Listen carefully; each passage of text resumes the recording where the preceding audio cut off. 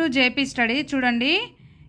6th class new సిలబస్లోంచి 8th lesson రాజ్యాలు మరియు సామ్రాజ్యాల్లో మొత్తం ఈ లెసన్లో ఎంత టాపిక్ ఉందో అంత మొత్తం బిట్స్ కవర్ చేశాను. మీరు లెసన్ చదివినా చదవకపోయినా ఈ బిట్స్ చదివితే చాలు. ఎవరైనా కొత్తగా నా ఛానల్ చూస్తున్నట్లయితే సబ్స్క్రైబ్ చేసుకోండి. చూడండి, ఒక రాజుచే పరిపాలించబడే భూభాగాన్ని ఏమంటారు? రాజ్యం అంటారు. ఒక రాజుచే పరిపాలించబడే భూభాగాన్ని రాజ్యం అంటారు. సువిశాలమైన రాజ్యాలను ఏమంటారు? సామ్రాజ్యాలు అంటారు. సువిశాలమైన రాజ్యాలను సామ్రాజ్యాలు అంటారు. మౌర్య చంద్రగుప్తుడు ఎవరి సహాయంతో మగధ రాజ్యానికి రాజయ్యాడు? కౌటిల్యుని సహాయంతో. ఎవరి సహాయంతో? కౌటిల్యుని సహాయంతో. చంద్రగుప్తుడు ఎవరిని సింహాసనం నుంచి తొలగించి మౌర్య సామ్రాజ్యాన్ని స్థాపించాడు? నందవంశ రాజైన మహాపద్మనందుణ్ణి చంద్రగుప్తుడు సింహాసనం నుంచి తొలగించి మౌర్య సామ్రాజ్యాన్ని స్థాపించాడు. మౌర్యులు ఏ నగరం నుంచి పరిపాలన చేశారు? పాటలీపుత్రం నుంచి పరిపాలన చేశారు. మౌర్యుల రాజధాని ఏది? పాటలీపుత్రం. మెగస్తనీస్ ఎవరు? మెగస్తనీస్ ఏ రాయబారి?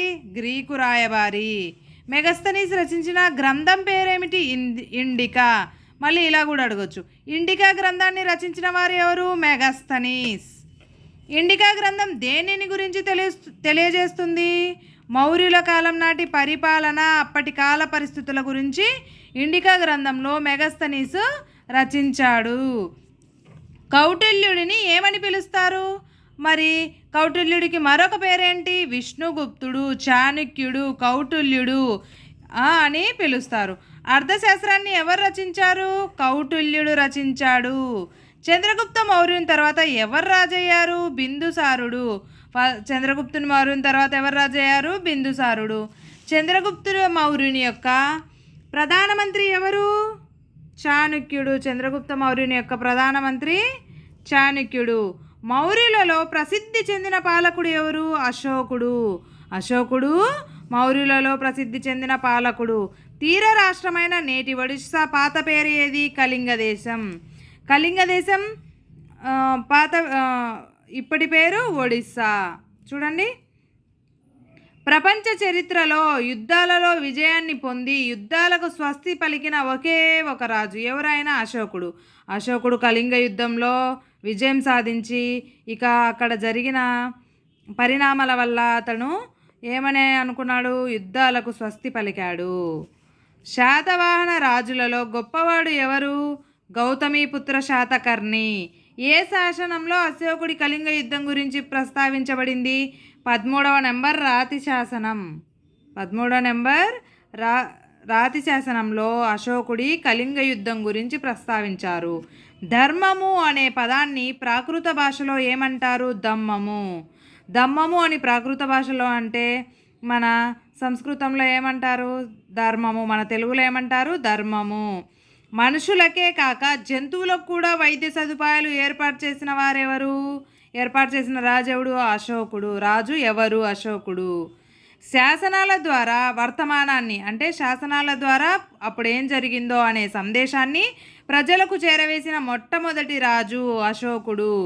అశోకుడి శాసనాలు ఎక్కువగా ఏ లిపిలో ఉన్నాయి? ప్రాకృతం లిపిలో.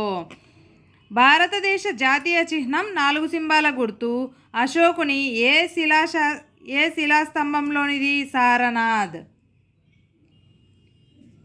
జాతీయ చిహ్నంలోని సత్యం జయిస్తుంది అనే వాక్యం ఏ ఉపనిషత్తులోనిది? మాండుకోపనిషత్. జాతీయ చిహ్నంలోని సత్యం జయిస్తుంది అనే వాక్యం మాండుకోపనిషత్తులోనిది. జాతీయ చిహ్నాన్ని ఎప్పుడు అధికార చిహ్నంగా గుర్తించారు?